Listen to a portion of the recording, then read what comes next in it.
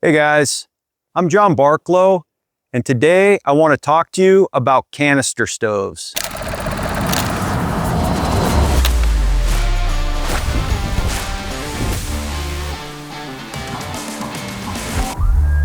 Now, canister stoves are really popular, and for some really good reasons.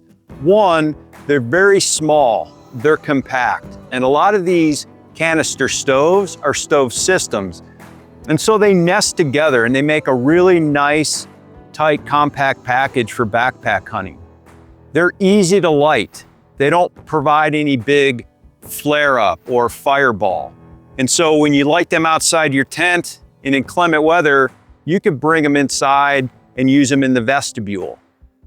These are really efficient stoves, but they also have their limitations. And like anything, it's good to understand the pros and cons so that you can pick the best tool for the job. Now, the Achilles heel of a canister stove is cold weather.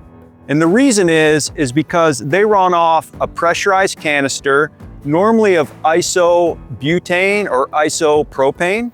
And this is an enclosed canister.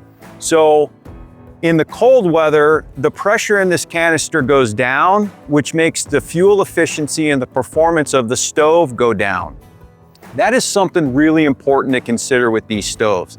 That's why I keep the canister stored in either the pocket of my puffy jacket, or I have it wrapped up in my sleeping bag if I think I'm going to use it at the end of the day. And what that's going to do is just keep the chill off. Now, when you're also running the stove, it's important to take the canister and place it on a ground pad so that it's not directly on the cold ground, especially if you have snow on the ground.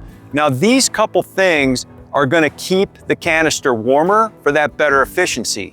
Now, in really cold weather, I'll actually have, say, wool liner gloves, and I will actually wrap my hands around the canister while it's sitting on my thigh, again, to help that canister stay warm, and by doing that, it's going to increase the pressure that's going to make the stove run better. A few other things to consider with the fuel is that because this is a pressurized canister, you are not going to be able to fly on any kind of commercial aircraft with these fuel canisters.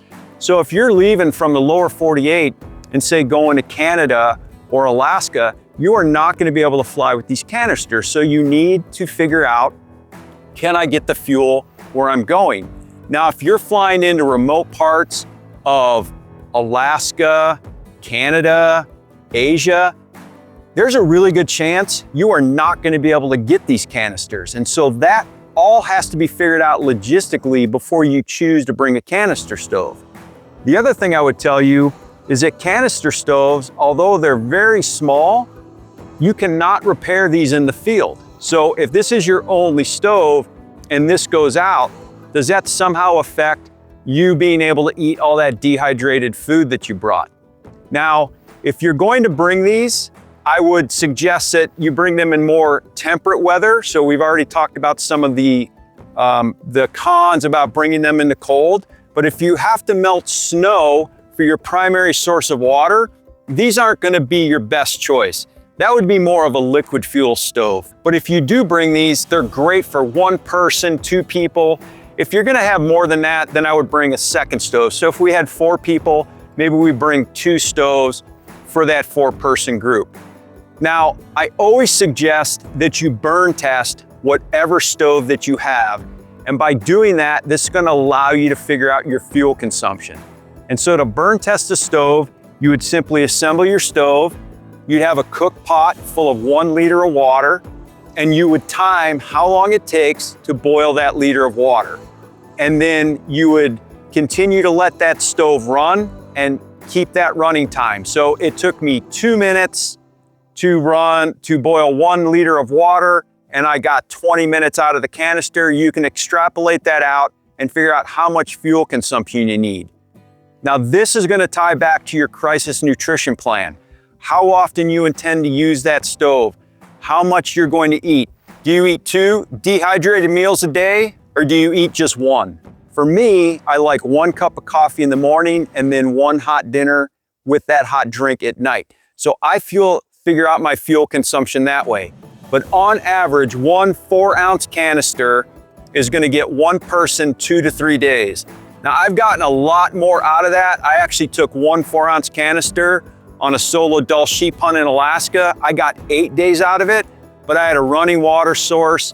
The temps were in the 40s and 50s, and I was very diligent and conservative about how I ran my stove. So when you're planning a canister stove, they are an excellent choice, but they are not the only choice. And so I would say go out and try these, make sure that it's the perfect tool for the job, and you'll have a really good experience.